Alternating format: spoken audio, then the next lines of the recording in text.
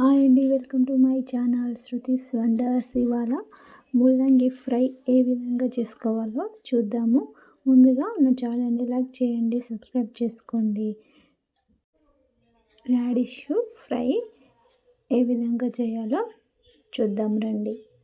ముందుగా రాడిష్ను ఈ విధంగా కడిగి ఇలా కట్ చేసి పక్కన పెట్టుకోవాలి.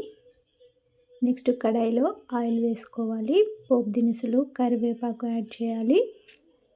నెక్స్ట్ కట్ చేసి పెట్టుకున్న ఆనియన్స్, పచ్చిమిర్చి వేసి నెక్స్ట్ అవి వేగాక అందులోనే కట్ చేసి పక్కన పెట్టుకున్న రాడిష్ ముక్కలు వేసుకోవాలి.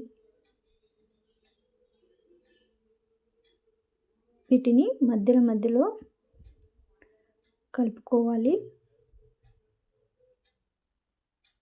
ఈ విధంగా ఫ్రై చేసుకోవాలి. ఈ కలర్లోకి వచ్చాక 1 టేబుల్ స్పూన్ పసుపు యాడ్ చేసుకోవాలి.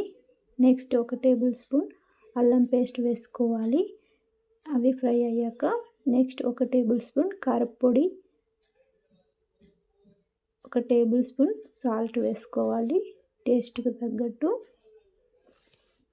నెక్స్ట్ అందులోనే 1 టేబుల్ స్పూన్ ధనియాల పౌడర్ అండ్ కట్ చేసి పెట్టుకున్న కొత్తిమీరని కూడా యాడ్ చేసుకోవాలి.